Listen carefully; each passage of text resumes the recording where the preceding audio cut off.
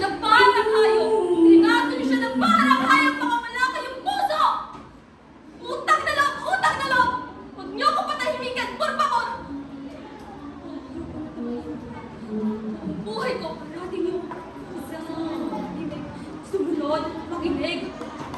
Halos pagpapina ako.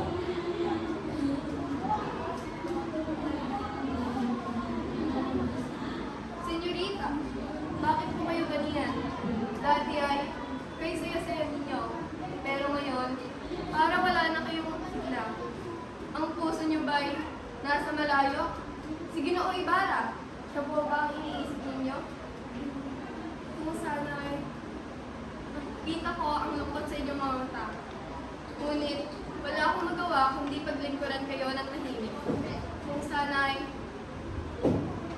may babalik ang dating panahon ng yaong sa inyong ngiti. Alam niyo ba na ang pagpaypay ng marahan ay normal lang. Ngunit, ang pagpaypay na mabilis habang pasaliyap-saliyap sa iyong natitipuhan ay nangangahulugan. Ika'y may pagtingin sa lalaking iyon. Kuya Clara, hindi yata ikaw ay may gumugulo ba sa iyong puso't isipan?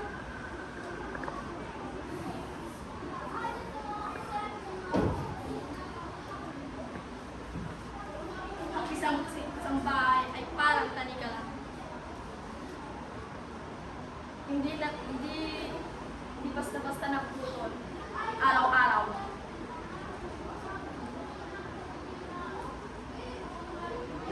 Ang aming amo ay aming pinaglilingkuran.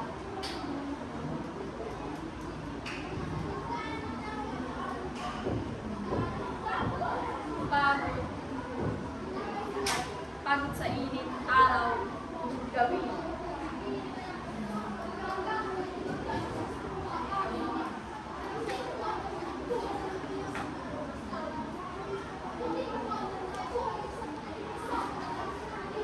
Ang mga hindi o hindi karapat dapat sa ang mga hindi o hindi karapat dapat sa kalayaan sapagkat sila yung mga bingi sapagkat sila yung mga bulag at bingi sa katotohanan. Hindi sila nakakaintindi ng mga bagay na ito dahil sila ang tao na walang katuturan.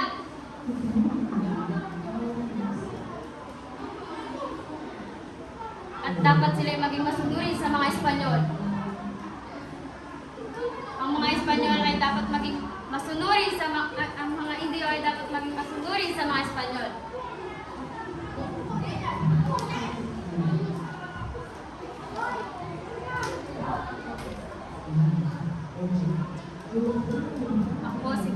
Ako si Padre Hernando Salvo.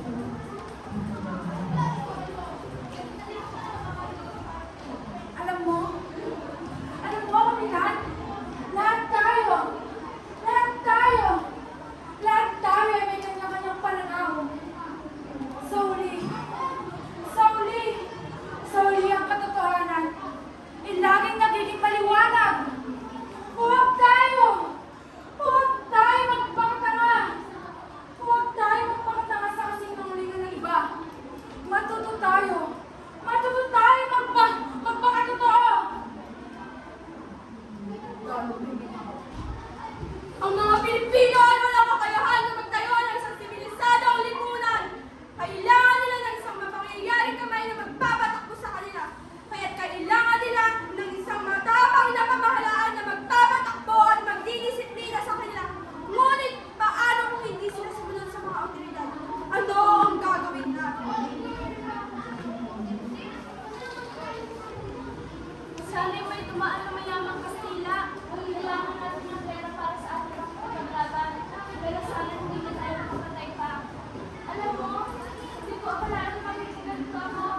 Pero wala na akong pagpipilian. Ang mga praile ang nagtulong sa akin para magpulisan. Sana lang mas maganda ang aking kinabukasan. Mga kapatid! Handa na ba kayo? Ipagiganti natin ang mga inabi ng mga praile. Hindi na tayo magpapaapi pa. Ako si Bal.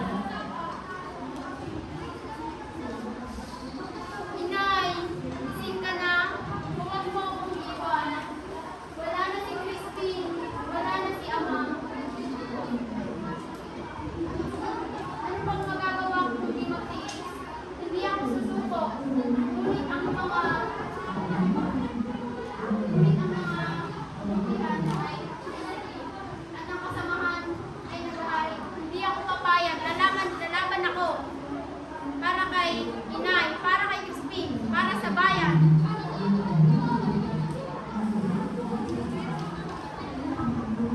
Anak, huwag kang matakot. Ang buhay ay puno ng hamon.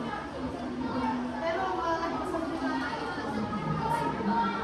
Ang buhay ay hirap. Pero meron din tayong pag-asa. At ang pag-asa ay nagbibigay sa atin ng lakas para ipagpatuloy ang buhay.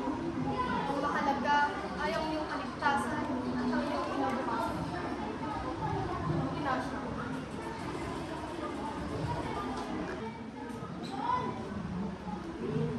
Ayaw sumayaw?